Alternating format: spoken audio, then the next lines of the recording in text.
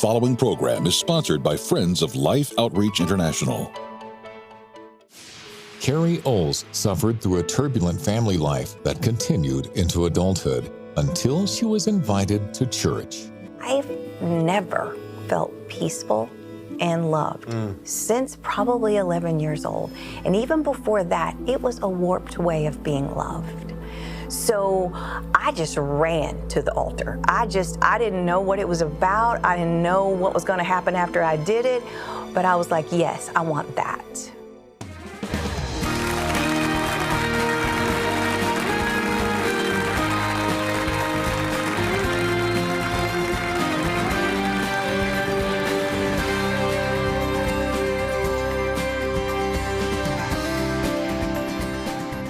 Welcome to Life Today. I'm Randy Robinson. Tammy Trent is with me. Hello. And Tammy, you know, we talk to a lot of people here who go through really awful things. Yes. I mean, terrible things.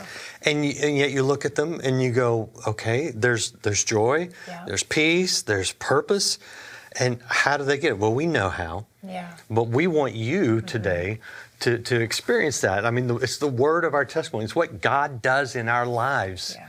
And we have someone who really, by all accounts, could be shipwrecked in life. Absolutely. And I think she felt even like that, just like a mess, kind of lost at my identity. Who am I? It's like you listen to a bunch of different people your whole life telling you who you are. You start to believe certain things and then get to a place of like, who am I? What do I do? And how do I untangle the place that I'm at because I don't want to be here anymore? Yeah, and yet she's here today encouraging you. She has a book where she tells much of her story. The book is called For Real. It's written by Carrie Oles, and she joins us. Carrie, you and I talked online a few weeks ago, and I was like, man, people need to hear from her. And so thank you for coming and sharing today. Yeah. I absolutely love her. I listened to that interview. Yes, I saw the interview, and I fell in love with Carrie. Stop. I love y'all. Well, I'm taking Tammy with me now, so anyway. But okay, so some people that haven't heard your story, I mean, it's rough, and I think it's good to recount as much as you can some of the painful parts, just so people can see where God has brought you. So take us back wherever you want. Yeah. Well, I think my first real memories on planet Earth were of being sexually abused. That's like your first recollection of memories. And even in that, I still felt like my family was normal. Because we have a version of normal that we think, you know, is normal, when in reality, if we asked everyone, it'd be different. But I had 3 older brothers, and everything seemed great until I was around 11, and my brother was killed by a drunk driver on Christmas. And I can remember standing at the door, just begging him not to go to the movies with his friend, but he did. And that night, he was killed on the highway. And that was your oldest brother? That was my oldest brother. How did that hit your family? Oh, well, because we didn't have a church community, we didn't know the Lord, I think we all just started dealing with trauma in our own ways, and it just split our family in two. My middle brother became so involved with drugs and crime. To date, he's been in prison 9 times. He says prison is where he feels most comfortable. I think it's because he really wanted to be the one that died. They were all so close. My youngest brother joined a cult shortly after that. He's been absent from the family for over, I mean, he doesn't know me, my family, anything. And what that left is just a traumatized girl. And you know, when everyone around us starts to disappear and everything we know starts to disappear, so do we. And so I just became a very recluse sort of person. My family, we moved to the middle of the woods. And when I say my family, just my mom and my dad and I think they were trying to outrun their trauma as if we could do that. And before I knew it, after high school, I had this void in my life so huge from just neglect. And listen, they did the best they could, but because we were all absent of the one thing we need to handle grief, which is a personal relationship with Jesus, right? They did the best they could. But the best they could was neglectful of me. And it kind of left me believing a lie that I was unworthy to be loved. And so I went out and tried to fill that void. And by the age of 26, I was married and divorced twice with very abusive men. But by the time I started being physically abused, I had already been sexually and mentally abused. I just felt like that was the progression of my life. Like, that's the story I was worth. And I was just, my life was spinning out of control. I was involved with drugs and bad men. And when I met my husband, who I'm married to now, he did something no other person's ever done. I met him by accident at a barbecue. Accident, I'm not really sure. But I met him at a barbecue, and he said, you know, I really would like to take you out, but you are really messed up. And I was like, that's an understatement. Right. And he invited me to church. And I remember thinking, what? And that was at the time in my life I really contemplated suicide a lot. Wow, Carrie. I had no one to love me, so what was it worth? Right. And I think a lot of us, we don't rise to the story we think is possible for us. We fall to the story we think we're worth. That is so good. And that's where I was. I didn't think I was worth a good story. Wow. But my boyfriend was, or the guy that was asking me out was cute. Yeah. And so I wanted to go. And so I went to church with him. And that was my first experience with like a big church and a pastor. And I walked in that church and I remember thinking, oh, these people, they're going to know all about my story. I don't even know, is there like a screening process? Because if so, they're probably not going to let me in. And that day, I met the lover of my soul and the love of my life, and we've been married for 25 years now. What was it, though? Was it something the pastor said? Yeah. Was it something you felt? Yes. I mean, because you say the lover of your soul, and I know you met your husband, but Yes. the real lover of your soul. The real lover of encounter. my soul was Jesus. Yeah. But the pastor started saying things like, do you want to know peace? Do you want to know love? And I remember thinking, those are two things. I just remember peace and love very, intuitively, like very strongly at that moment. I just remember thinking, I've never felt peaceful and loved since probably 11 years old. And even before that, it was a warped way of being loved. So I just ran to the altar. I didn't know what it was about. I didn't know what was going to happen after I did it. But I was like, yes, I want that. Absolutely. It sounds like that was a huge turning point in your life. It was a huge turning point. Meeting Jesus was the best thing that ever happened to me. However, trauma still talks That's right. when you That's meet right. Jesus. How right? did you get to a place of realizing, like, I have to deal with that because it's affecting everything in my life? Yes. Well, it was when we were married about 5 years, and I was malfunctioning. I was thinking, all of a sudden now I'm this good Christian woman. I had to be just like the Proverbs 31 woman that they taught me about in Bible study. And I was like, how do I get to be that? And like, I'm going to go out and chop wood or knit. I'm not really sure, but I was trying to do all the perfect things that I thought being a Christian was. And it just wasn't working. In fact, it was making me more angry. Was it? Wow. It was making me malfunction more. feel like was a making failure? Yes. Yeah. It was making me deflect onto my husband when he would do something wrong. Like I would think, why is he doing that when I was doing it too?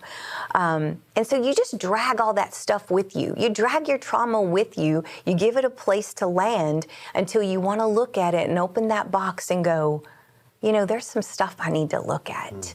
And that's where I was. I started going to some freedom classes and some counseling. And that's when I realized, I had real stuff inside that I needed to deal with. Yeah. And I think in today's world, more than ever, people are dealing with mental health. Yeah. And I think we were so obsessed in at least the church time I have been in, that we need to be these spiritual giants. Then all we know is a good version of some words, right? We've got to understand that emotional and mental health matter. And I think sometimes we think as a Christian, we got to curate those emotions so that we don't have any. Yeah, well, and a lot of times I know the temptation, especially with abuse. I mean, that's awful. But the pain of the loss, the fracturing of the family, absolutely, the failed marriages. There's a lot of things going on there. Yeah, right. But as a Christian, you almost don't want to admit failure sometimes. No. But I think the harder thing is just confronting that pain. Because it drags up a lot that you'd rather forget. It right? does. So how do you go about it in a healthy way to confront those issues that if you don't, they're just, you're going to keep dragging them, right? They're going to keep dragging you down. Absolutely. I think you have to learn to turn the trauma into truth. So what that means would be, I would always think to myself, well, this is where your story is the ceiling. Like you've got a nice man, but anything else, you're probably not going to be worth, right? So I had to do a lot of story work and go back to the time when I was, wounded as a child. Like I had to forgive the person that sexually abused me. I had to then, I know it sounds crazy, but I had to forgive all my family members for leaving me, either emotionally or physically.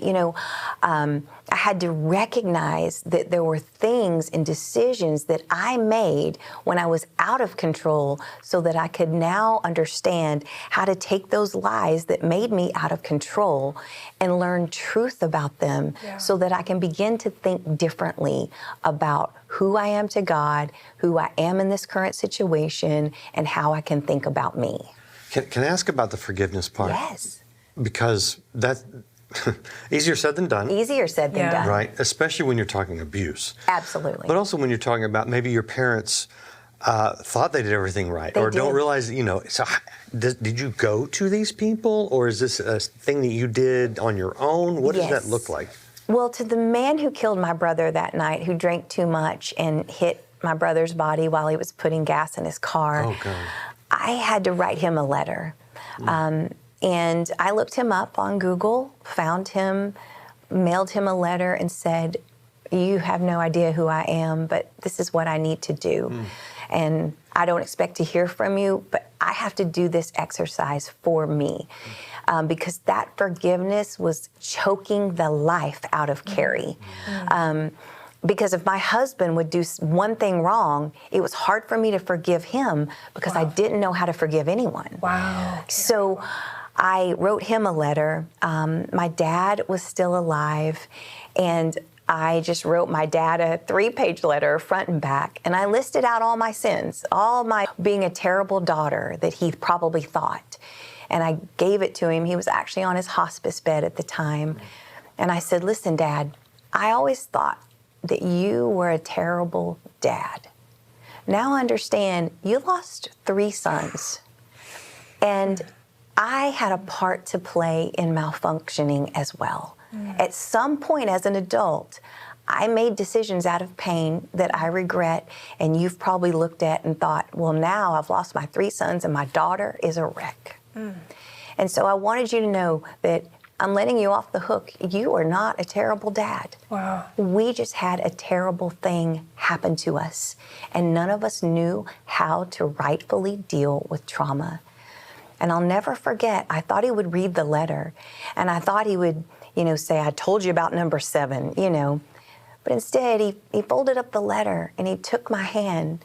And I knew at 36 years old, my dad never held my hand. But he took my hand and he said, I've always loved you, daughter. And I'll never forget, it's the first time I think I felt my father's love, but I knew it came from my father's love. I don't even, I'm sorry, I gotta take a moment with that. That's incredible. I love that. I love that God gave you that gift, that moment with your dad. I was gonna ask you what response he gave you. And I wanted to say, in his response to you, has that helped you in responding and healing throughout your life? That was as you called it a minute ago, that was another turning point in my life. I realized that, I meet a lot of girls, and especially the line of work that I do, we always point to our dad, that he didn't give us very much good self-worth. Well, now I teach them, let's look at the part we played. Let's have a different perspective of, my dad did terrible things. He did neglect me. But it was my way of viewing it as well, because I knew in that moment, he actually did always love me. He just didn't have the tools and didn't know how to show it. Can I talk about the power of a full circle moment? Yes. Because you alluded to that, talked about the girls that you ministered to. And I love how we always say this, God wastes nothing, but he doesn't, especially if we work with him. Yes. Can you tell us a little bit about that, a place you never wanted to go, Yes. but God took you back? So I grew up on Sundays going to prisons, different ones, to visit my brother. And I hated Sundays. That's why I hated church. And I'd always see it was family day, and I'd think, family day. It's family day at prison. And I'd go get searched from the ages of, 12 to 17, every prison. And so I made a vow when I became a speaker and an author, I will speak all kinds of places. I'll go to all the pretty little platforms and the women's conferences, but I will never speak in prison.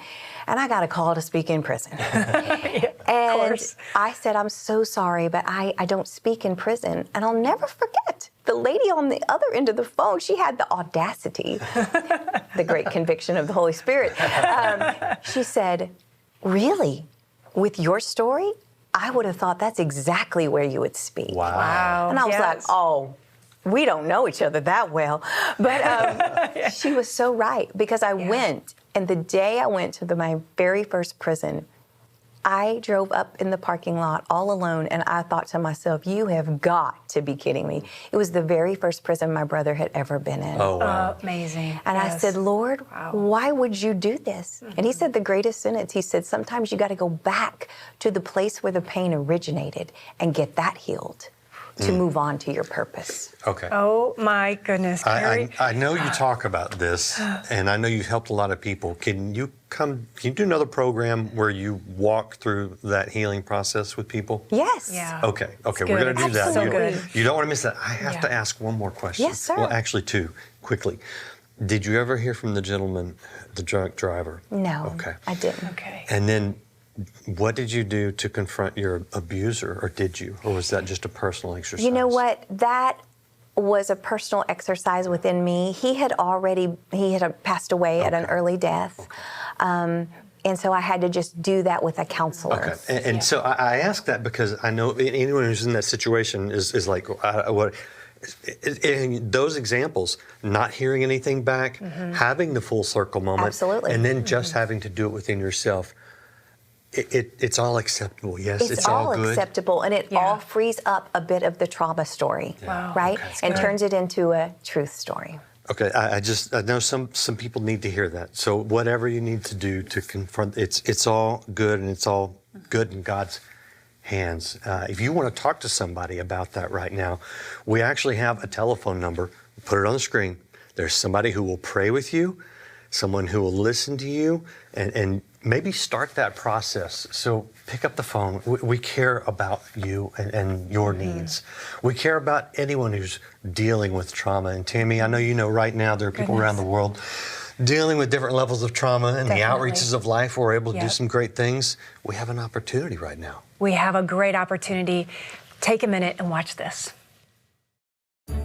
Christmas is just around the corner, and at Life Today, it's time for Christmas shoes and smiles.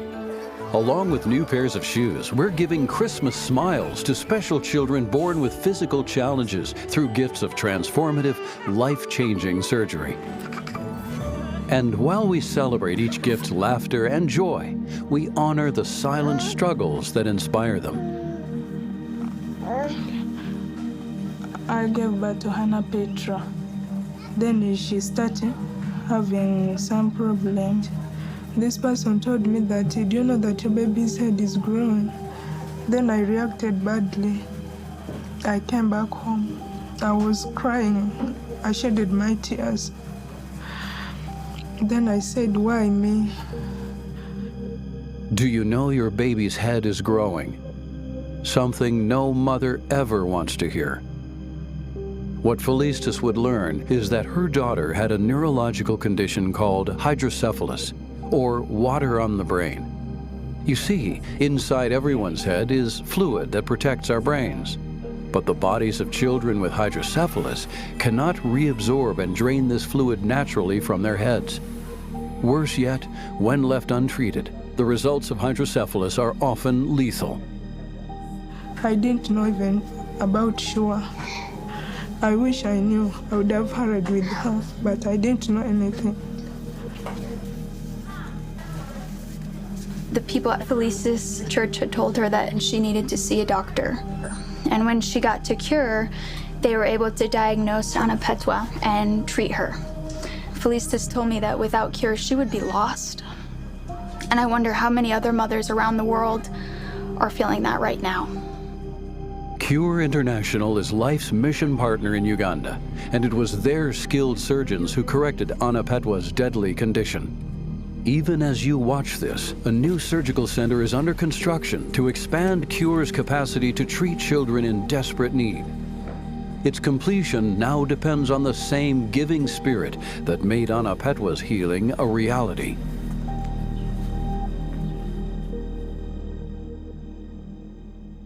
Hard to watch at times, but wow, what an opportunity to literally save lives. And that's not the only miracle that they're going to see. We have a miracle right now because that surgical center cost $1.2 million. But a friend, a partner of life, has already given $700,000 to that. So it's up to us to cover the other $500,000, and that's why we're coming to you.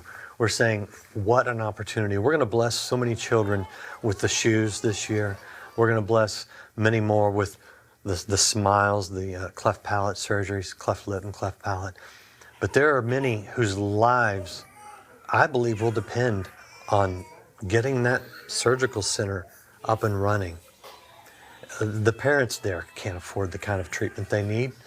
You know how difficult it can be to get good health coverage, even here in the West. Over there, it's impossible in many situations, except for God and except for you. So we want you to partner with us this Christmas as the best you can. You know, maybe you buy yourself something a little less so you can bless someone else. It will be so meaningful. And though you may not see all of the fruit of it, God knows. The one who sent his son this Christmas to be a blessing so that we could live. It's in his name that we're going to be a blessing so that others can live. And we want you to be a part of it. Tammy, I know you've been to these places. Yeah. You've seen the pain, you've seen the heartache, but you've seen the opportunity that's before us. It's such a beautiful opportunity. It really is. And the thing is, we're not asking you to carry the load by yourself. You know, if we all come together, Randy, and just even do a little bit, if that's all you can do, it's a lot. You have to see that as an enormous gift that you're giving. 25,000 people came together and gave $25. Could you imagine what we could do with that and how we could knock that out? Now, there's some that can do more. Praise God for a place that you're in, a season you're in where God is blessing, where now you can bless others. I'm telling you, it will make a difference. Please hear our hearts on this.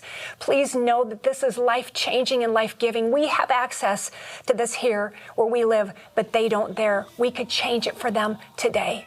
So I'm going to ask you to prayerfully consider right now if God is speaking to you. Do not hesitate. Respond right now. Let's knock this out now. Let's keep pouring the mortar. Let's put up the walls. Let's do whatever we have to do to save another life today. That's right. And you know what? No matter what you can do, it will make a difference. Let me give you a quick rundown.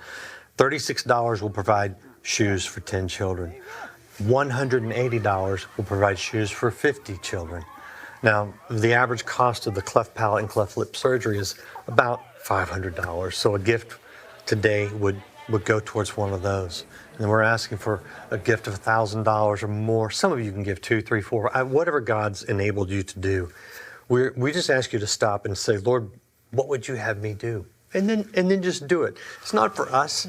It's for those children who desperately need that human touch that we believe is a touch from God, that cure, the name of our partners, for those who will possibly die without our help.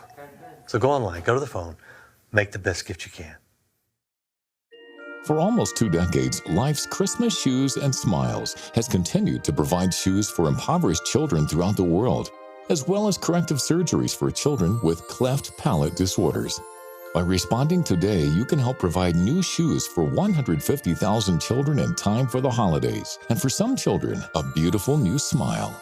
Your gift of $36 will help provide shoes for 10 children, $72 will help provide shoes for 20, $180 will help provide shoes for 50, and a gift of $500 will help provide a corrective smile surgery. This year, we have an incredible opportunity to help construct a new surgical center that will provide life-saving surgeries to children suffering serious neurological conditions. This $1.2 million project is up and above Life's normal budget, but because of one generous friend for Life, only $500,000 is needed. As a thank you for your gift of support to this life-saving outreach, be sure to request the blue crystal shoe ornament, a treasure to display each Christmas. With your gift of $100 or more, you may request this keepsake boxed set featuring 4 crystal shoe ornaments. Finally, please consider an extra gift of $1,000 or more to help construct Life's new surgical center. And with this gift, you may request this beautiful bronze sculpture, A Cup of Water. Please call, write, or make your gift online today. I hope you will go online, go to the phone, make the best gift you can. We are going to make this Christmas so special with your help for so many children, and obviously the ones who received that life-altering, perhaps life-saving surgery. You are going to just bless them in such a huge way. So we're excited about that. And we're excited about Carrie coming back for another program. Yes, so good, so much to say. I hope that we go a little bit deeper into the topic of healing, because I think a lot of people need it. Carrie, where can people find you? Find your books, find all your resources, book you for the next prison conference? No, just teasing. They can book me or look up any of my books or product or anything at unlockedministries.com. Unlockedministries.com. That's right. Now, you can go there, and I would, but you got to come back. We're going to help walk you through trauma on the next program with Carrie. Appreciate you being here. We'll see you again next time.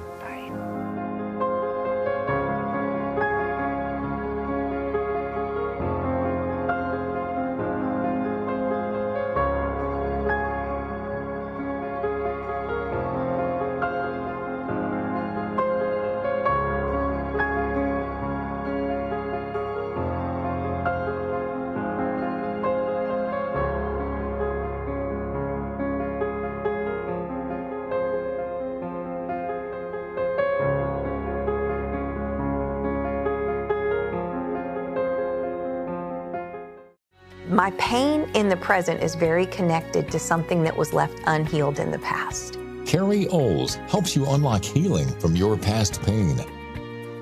Life Today is made possible by the supporters of Life Outreach International. Your gift will be used exclusively for the exempt purposes of life. The ministry features specific outreaches as examples of the programs it supports and conducts. Gifts are considered to be without restriction as to use unless explicitly stipulated by the donor. The ministry is